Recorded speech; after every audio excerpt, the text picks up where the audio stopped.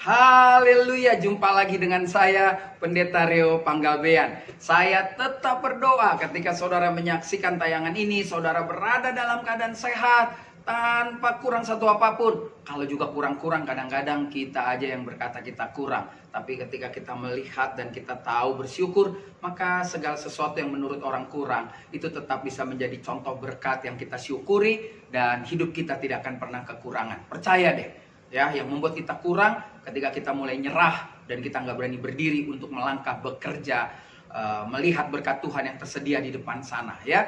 Jadi bagian ini penting. Nah, mengapa saya katakan penting? Kita bisa belajar dari Musa bagaimana Tuhan memanggil Musa. Musa juga tidak yakin dengan apa yang ada di depan sana sehingga dia bilang, siapa sih saya ini?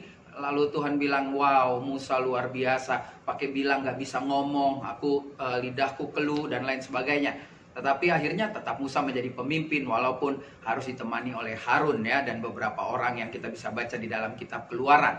Nah, permulaan dari situ yang menarik bagi saya adalah ketika Musa melarikan diri lalu berjumpa dengan Yitro dan mulai berkeluarga di situ bersama istri dan mertuanya, pada bagian waktu yang tepat Tuhan memanggil Musa. Dan peristiwa ini terjadi tentu ketika Musa melihat ada semak belukar yang terbakar tapi tidak hancur, dan Musa mulai mendekati dan mau mencari tahu. Dan ada dialog yang menarik ketika Musa mulai mendekat. Nah, kita akan lihat ini bagian yang luar biasa di dalam Keluaran pasal yang ketiga. Kita hanya masuk langsung di ayat yang kelima, ya. Jadi waktu Musa datang mendekati, tiba-tiba Tuhan berkata begini. Ketika dilihat Tuhan bahwa Musa menyimpang untuk memeriksa, berserulah Tuhan dari tengah-tengah semak duri itu. Lihat, dikatakan kepadanya, Musa, Musa. Jadi Tuhan bicara, Musa, Musa. Dan dia menjawab, ya Tuhan. Nah, itu ayat 4, ya, sebagai pengantar supaya saudara mengerti bagian yang akan kita tuntaskan ada di ayat yang kelima. Dikatakan begini. Lalu ia berfirman, janganlah datang dekat-dekat. Tanggalkanlah kasutmu dari kakimu, sebab tempat di mana engkau berdiri itu adalah tempat yang kudus. Wow, luar biasa. Tuhan ingatkan kepada Musa, jangan dekat-dekat, jangan kau datang. Kalau kau mau datang ke sini, engkau harus tanggalkan sendalmu atau sepatumu. Ini menggambarkan sesuatu yang kotor, ya. Engkau jangan datang kepadaku dengan sesuatu yang kotor. Engkau harus datang dengan sesuatu yang bersih. Nah, ini nanti bisa jadi perdebatan ketika saudara berkata, bukankah ke gereja hari Minggu itu justru tempat orang-orang yang kotor? Benar, engkau datang ke gereja dalam perasaan hati yang kotor. Tapi begitu kau masuk dari depan pintu sana, maka yang kotor itu harus kau tanggalkan. Kau datang dengan suasana kau, dengan hati yang bersih, hati yang tulus. Memang di dalam gereja kita akan menangis dan bilang, Tuhan, aku ini kotor. Sesungguhnya engkau sudah bersih. Itu hanya tinggal pengakuan. Orang-orang yang masuk datang ke ruang yang kudus. Gereja inilah ruang yang kudus. Saudara sesungguhnya sudah menanggalkan segala sesuatu yang tidak baik. Pertanyaannya, kenapa ada orang yang masih ke gereja dan pulang masih tetap dendam dan benci, Pak Pendeta?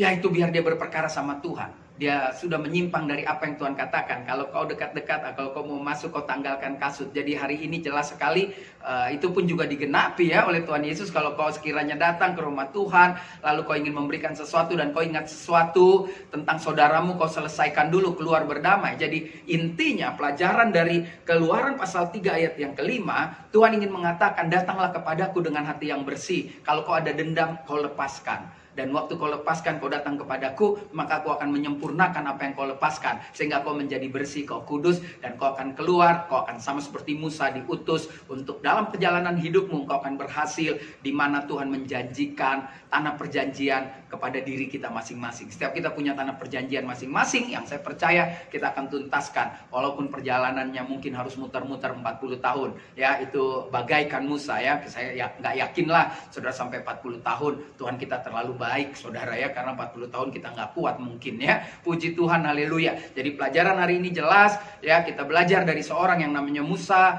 seorang yang dipakai Tuhan. Di awalnya Tuhan mengatakan, kalau kau datang kepadaku, tanggalkan semua kasutmu. Jadi hari ini saya mengajak saudara dan saya, tanggalkan semua persoalan-persoalan hidup kita, hampiri Tuhan, dan Tuhan akan menyelesaikan persoalan hidup kita untuk kita jalan bersama dengan Tuhan, mencapai tujuan-tujuan yang kadang kita nggak pernah mengerti, tetapi itu menjadi berkat yang disempurnakan oleh Tuhan. Haleluya. Maju terus dalam Tuhan. Tuhan, tanggalkan kasut kita, maka kita akan berhasil. Tuhan Yesus memberkati. Saya Pendeta Rio Panggabean, Ekumene Ministry Jakarta. Sampai jumpa pada tayangan berikutnya.